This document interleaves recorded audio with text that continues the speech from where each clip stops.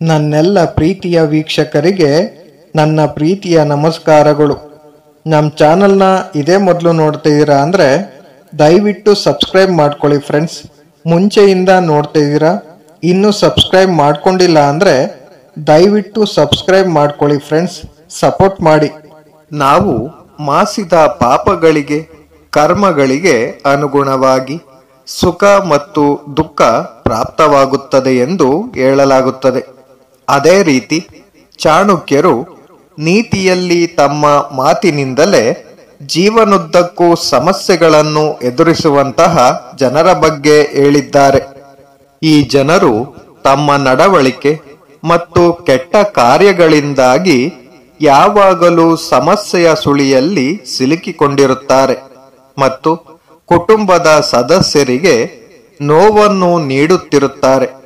ಚಾಣಕ್ಯರ ಪ್ರಕಾರ ಜೀವನದುದ್ದಕ್ಕೂ ನೋವನ್ನು ಸಮಸ್ಯೆಗಳನ್ನು ಎದುರಿಸುತ್ತಿರುವವರು ಯಾರು ಗೊತ್ತೇ? ಅದರಲ್ಲಿ ಮೊದಲನೆಯದು ಸುಳ್ಳು ಹೇಳುವ ವ್ಯಕ್ತಿ. ಆಚಾರ್ಯ ಚಾಣಕ್ಯರ ಪ್ರಕಾರ ಒಬ್ಬ ವ್ಯಕ್ತಿಯು ಯಾವಾಗಲೂ ಸುಳ್ಳನ್ನು ಸತ್ಯವೆಂದು ಸಾಬೀತುಪಡಿಸುತ್ತಾನೆ ಮತ್ತು ಅದನ್ನು ನಿಜವೆಂದು ಸಾಬೀತುಪಡಿಸಲು ಸುಳ್ಳು ಸಾಕ್ಷ್ಯವನ್ನು ನೀಡುತ್ತಾನೆ. ಅಂತಹ ವ್ಯಕ್ತಿಯು ಯಾವಾಗಲೂ ಅತೃಪ್ತನಾಗಿರುತ್ತಾನೆ, ಏಕೆಂದರೆ ಅವನು ತಾನು ಹೇಳಿದ ಸುಳ್ಳಿಗೆ ಇನ್ನೊಂದು ಸುಳ್ಳನ್ನು ಸಾಕ್ಷಿ ಮಾಡಲು ಪ್ರಯತ್ನಿಸುತ್ತಿರುತ್ತಾನೆ. 2. ಅಪರಾಧಕ್ಕೆ ಶಿಕ್ಷೆ. ಚಾಣಕ್ಯರ ಪ್ರಕಾರ ಸುಳ್ಳುಗಾರರು ತಮ್ಮ ಸುಳ್ಳು ಸಾಕ್ಷ್ಯದಿಂದ ಅಪರಾಧವನ್ನು ಮಾಡುತ್ತಾರೆ. ಈ ಅಪರಾಧಕ್ಕೆ ತಕ್ಕ ಪಾಠವನ್ನು ಅವರು ಮುಂದೊಂದು ದಿನ ಪಡೆದುಕೊಳ್ಳುತ್ತಾರೆ. ಅವರು ಮಾಡಿದ ಅಪರಾಧಕ್ಕೆ ತಕ್ಕ ಪಾಠದಂತೆ ಮರಣದ ನಂತರ ನರಕ ಪ್ರಾಪ್ತವಾಗುತ್ತದೆ. ಅಪರಾಧಗಳನ್ನು ಮಾಡಿದ ಜನರಿಗೆ ಶಿಕ್ಷೆ ಎನ್ನುವುದು ಕಟ್ಟಿಟ್ಟ ಬುತ್ತಿ. ಇಂಥವರನ್ನು ಮತ್ತು ಇಂಥವರನ್ನು ಬೆಂಬಲಿಸುವ ವ್ಯಕ್ತಿಯನ್ನು ದೇವರು ಸ್ವತಃ ತ್ಯಜಿಸುತ್ತಾನೆ ಎಂದು ಚಾಣಕ್ಯರು ನುಡಿದಿದ್ದಾರೆ. 3. ಇಂತಹ ಕುಟುಂಬದವರಿಗೂ ಸಮಸ್ಯೆ ತಪ್ಪಿದ್ದಲ್ಲ. ಸುಳ್ಳು ಹೇಳುವ ಜನರು ಅಪರಾಧವನ್ನು ಉಳಿಸುತ್ತಾರೆ. ಅದೇ ಸಮಯದಲ್ಲಿ ಇದರಲ್ಲಿ ಅಪರಾಧಿಗಳು ಅಪರಾಧದ ಮಾರ್ಗಕ್ಕೆ ಸೇರುತ್ತಾರೆ.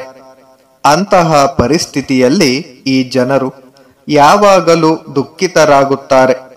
ಅದೇ ಸಮಯದಲ್ಲಿ ಅವರ ಕುಟುಂಬ ಸದಸ್ಯರು ಸಹ ಅವನಿಂದ ದುಃಖಕ್ಕೆ ಒಳಗಾಗುತ್ತಾರೆ ಎಂಬುದನ್ನು ಹೇಳಿದ್ದಾರೆ.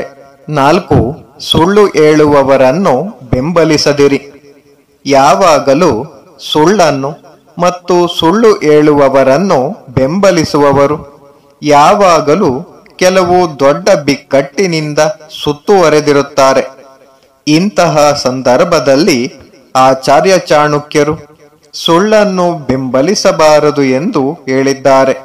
ಒಂದು ವೇಳೆ ಅವರು ನಿಮಗೆ ಅಥವಾ ಇನ್ಯಾರಿಗೋ ಸುಳ್ಳು ಹೇಳುತ್ತಿದ್ದಾರೆ ಎಂಬುದು ತಿಳಿದಾಗ ಅವರನ್ನು ಸರಿಯಾದ ದಾರಿಗೆ ತರಲು ಪ್ರಯತ್ನಿಸಬೇಕು. 5. ಸತ್ಯ ಮಾರ್ಗವನ್ನು ಅನುಸರಿಸಿ.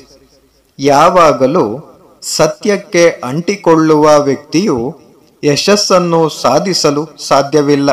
ಆದರೆ ಸತ್ಯದ ಮಾರ್ಗವನ್ನು ಅನುಸರಿಸುವುದರಿಂದ ಯಾವುದೇ ತೊಂದರೆಯನ್ನು ಎದುರಿಸುವುದಿಲ್ಲ ಎಂದು ಚಾಣಕ್ಯರು ಹೇಳಿದ್ದಾರೆ. ಸತ್ಯದ ಮಾರ್ಗದಲ್ಲಿ ನಡೆದಾಗ ಸಮಸ್ಯೆಗಳು ಅಥವಾ ತೊಂದರೆಗಳು ಇದ್ದರೂ ಅದಕ್ಕೆ ಪರಿಹಾರಗಳನ್ನು ನಾವು ಕಂಡುಕೊಳ್ಳಬಹುದು. Thank you for watching friends. Please subscribe my channel.